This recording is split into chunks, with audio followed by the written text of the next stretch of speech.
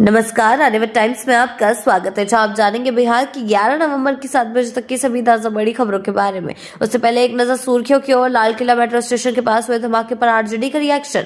खबर ने मुझे भीतर तक झकझोर दिया। दिल्ली में हुए धमाके पर बोले मुकेश सैनी। दिल्ली धमाके पर सांसद पप्पू यादव की प्रतिक्रिया। बिहार चुनाव समस्तीपुर के बाद अब सिवान में मिली वीवीपैट की पर्चियां। आरजेडी ने कहा दो बहाली। मोकामा में अनंत सिंह की जीत का दावा। रिजल्ट से पहले भोज की तैयारी शुरू। 1 लाख लोग खाएंगे भोज। बढ़ते हैं खबरों की ओर विस्तार से। दिल्ली में सोमवार की शाम हुए धमाके पर आरजेडी ने केंद्र सरकार को घेरा है। पूर्व मंत्री और कांटी से विधायक इजराइल मंसूरी ने इस घटना पर एक तरफ जहां दुख जताया तो वहीं दूसरी ओर गृह मंत्री अमित शाह पर हमला किया। इजराइल मंसूरी ने एक्स पर पोस्ट करते हुए लिखा, दिल्ली में लाल किला मेट्रो स्टेशन के पास हुए कार विस्फोट की खबर बेहद दर्दनाक है और चिंताजनक है। हम हृदय विदारक घटना में कई निर्दोष लोगों की मृत्यु का समाचार सुनकर मन व्यथित है। आगे लिखा, अचानक हुई इस दुखद घटना ने पूरे देश को स्तब्ध कर दिया है। राजधानी जैसे उच्च सुरक्षा वाले क्षेत्र में इस तरह का विस्फोट होना अपने आप में कई गंभीर सवाल खड़े करता है। बढ़ते हैं अगली खबर की ओर। खबरों ने मुझे भीतर तक झकझोर दिया। दिल्ली में हुए धमाके पर बोले मुकेश सैनी। जी हां, देश की राजधानी दिल्ली में सोमवार की शाम लाल किला मेट्रो स्टेशन के पास एक कार में धमाका हो गया। इस घटना के बाद लगातार राजनीतिक दल के नेताओं की ओर से प्रतिक्रिया आ रही है। वीआईपी प्रमुख मुकेश सैनी ने घटना पर दुख जताया, घायलों के शीघ्र स्वस्थ होने की कामना की। मुकेश सैनी ने एक्स पर पोस्ट करते हुए लिखा, दिल्ली में लाल किला मेट्रो स्टेशन के पास हुए धमाके में 8 लोगों की दर्दनाक मौत की खबर ने मुझे भीतर तक झकझोर दिया है। इस भीषण घटना में घायल और प्रभावित सभी लोगों के प्रति गहरी संवेदनाएं हैं मेरी। बढ़ते हैं अगली खबर की ओर। दिल्ली धमाके पर सांसद पप्पू यादव की प्रतिक्रिया। जो यहाँ राजधानी दिल्ली में हुए शाम को लाल किला मेट्रो स्टेशन के पास एक कार में धमाका हो गया। इस हादसे पर सांसद पप्पू यादव की प्रतिक्रिया आई।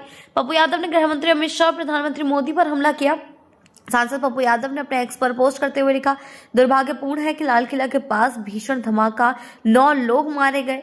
देश के गृह मंत्री प्रधानमंत्री अपना दायित्व छोड़ बिहार में चुनाव जीतने को धमकी और कट्टा का खेल खेल रहे थे। ऐसे में इस विस्फोट की जिम्मेदारी लें, अपने पद से इस्तीफा दें। ऐसी कमजोर सरकार देश को सुरक्षा नहीं दे सकती। बढ़ते हैं अगली खबर की ओर। बिहार चुनाव समस्तीपुर के बाद अब सिवान में मिली वीवीपैट की पर्चियां। आरजेडी ने कहा दो बाहरी। जो यहाँ बिहार के समस्तीपुर के बाद अब सिवान में सोमवार को वीवीपैट की पर्चियां मिली। सिवान शहर के मौली के बथान स्थित एक खाली प्लॉट में ये पर्चियां मिलने के बाद हड़कंप मच गया। वीवीपैट महाराजगंज विधानसभा क्षेत्र से बताए जा रहे हैं। ज्यादातर पर्चे आरजेडी के प्रत्याशी विशाल जायसवाल के पक्ष के हैं। पर्चे को लेकर आरजेडी ने सवाल उठाया कि आरजेडी के एक्स हैंडल से वीडियो शेयर करते हुए लिखा गया है कि चुनाव आयोग की क्या धांधली कर रहा है। सिवान जिले की महाराजगंज विधानसभा क्षेत्र की वीवीपैट से निकली पर्चियां सड़क किनारे एक गड्ढे में पड़ी मिली। दो बाहरी डकैत चुनाव आयोग के साथ मिलकर बिहार में लोकतंत्र को गड्ढे में दफन करना चाहते हैं। बढ़ते हैं अगली खबर की ओर। मोकामा में अनंत सिंह की जीत का दावा। रिजल्ट से पहले भोज की तैयारी शुरू। 1 लाख लोग खाएंगे। जी हां, बिहार की मोकामा विधानसभा सीट से जेडीयू में अनंत सिंह को प्रत्याशी बनाया। 6 नवंबर को पहले चरण में हुए मतदान के दौरान इस सीट पर वोटिंग हुई थी। अनंत सिंह इस सीट से पहले भी विधायक रहे हैं। अब 11 नवंबर को दूसरे चरण का मतदान होना है और 14 नवंबर को रिजल्ट की घोषणा होगी। लेकिन अभी से ही अनंत सिंह की जीत का दावा करते हुए पटना में भोज की तैयारी शुरू हो गई है। बढ़ते हैं अगली खबर की ओर। बिहार में सीएम पद पर सम्राट चौधरी का बड़ा बयान। आरजेडी को बताया कंफ्यूज और डिफ्यूज। जी हां, सीएम फेस पर बिहार के डिप्टी सीएम और बीजेपी के सीनियर नेता सम्राट चौधरी ने बड़ा बयान दिया। उन्होंने कहा कि नीतीश कुमार मुख्यमंत्री रहेंगे, इसमें कंफ्यूजन कहां है। उन्होंने कहा कि वैकेंसी ही नहीं है। पटना में सोमवार को प्रेस कॉन्फ्रेंस के दौरान उन्होंने ये बात कही। डिप्टी सीएम ने कहा कि जनता में अमावस्या की रात जंगल राज देखा है, लेकिन 2005 के बाद पूर्णिमा की रात देखी। इसको और कंटिन्यू करेंगे। आरजेडी पर निशाना साधते हुए उन्होंने कहा कि बिहार में आरजेडी कंफ्यूज और डिफ्यूज दिखती है। आरजेडी के नेता लालू यादव के दूसरे प्रतिनिधि तेजस्वी यादव पिछले जनवरी से घोषणा ही कर रहे हैं और मैनिफेस्टो ही जारी कर रहे हैं। बढ़ते हैं अगली खबर की ओर।